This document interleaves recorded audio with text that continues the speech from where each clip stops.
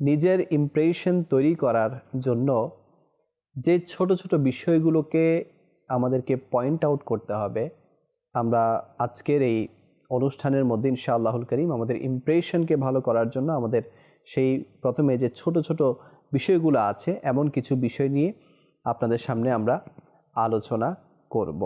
Body ল্যাঙ্গুয়েজও একটা গুরুত্বপূর্ণ ভূমিকা রাখে ইমপ্রেশনের ক্ষেত্রে।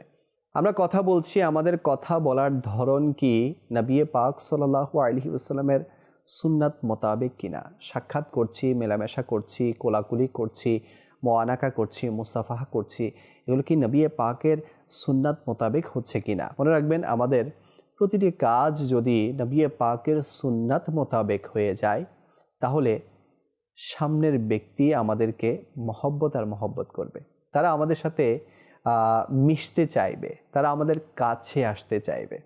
এজন্য সাক্ষাৎ করারও কিছু সুন্নাত ও আদব আছে, মেলামেশা করারও কিছু সুন্নাত ও আদব আছে। কেউ যখন আপনার সামনে কথা বলে সেটা শোনারও কিছু সুন্নাত ও আদব আছে।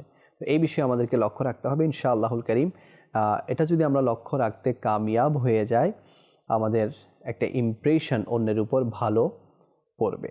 এরপর বলা হচ্ছে হাস্যোজ্জ্বল চেহারা, জি হ্যাঁ, মুচকি হাসি যে কোনো ব্যক্তির উত্তম গুণাবলী হিসেবে বিবেচিত হয়, যা অন্যের উপর ভালো প্রভাব রেখে যায়। কথাবার্তা, আপনার ল্যাঙ্গুয়েজ। কেউ একজন খুব সুন্দর বলেছে, কথা বলো যেন তোমাকে চেনা যায়। আমাদের ওঠা বসা, চলাফেরা, শোনা এবং দেখার পদ্ধতি, হাত পায়ের অঙ্গভঙ্গি, চেহারার এক্সপ্রেশন অন্যদের নিকট অনেক কিছুর ইঙ্গিত প্রদান করে।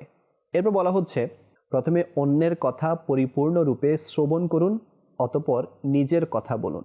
এটা হচ্ছে সুন্নাতে মোবারাকা। পরিস্থিতি, অবস্থা, সিচুয়েশন এগুলো দেখে আপনাকে আপনার রিয়াকশন দিতে হবে। কারোর সাথে সম্পর্ক গড়ে তোলার ক্ষেত্রে ধন সম্পদ, পদমর্যাদার পরিবর্তে উত্তম আচরণ এবং একনিষ্ঠতাকে প্রাধান্য দিন। এরপর বলা হচ্ছে নিজের মেজাজকে সবসময় ঠান্ডা রাখার অভ্যাস তৈরি করুন। মানে যা পয়েন্ট আউট করা হয়েছে না, যা আপনাদের সামনে বয়ান করা হয়েছে না, এগুলো সব আমার নবী পাক শিখিয়ে গেছেন, ওনার সুন্নাতে মুবারাকার মধ্যে এগুলো অন্তর্ভুক্ত। তো বাস আমরা যদি নবী পাকের সুন্নাতে মুবারাকার উপর আমল করা শিখে যাই, ইনশাআল্লাহ দেখবেন সোনায় সোহাগা হয়ে যাবে। আল্লাহ করিম আমাদের সবাইকে যা কিছু শুনেছি এর উপর আমল করার তৌফিক দান করুক এবং অপর ভাইয়ের নিকট পৌঁছে দেওয়ারও তৌফিক দান করুক।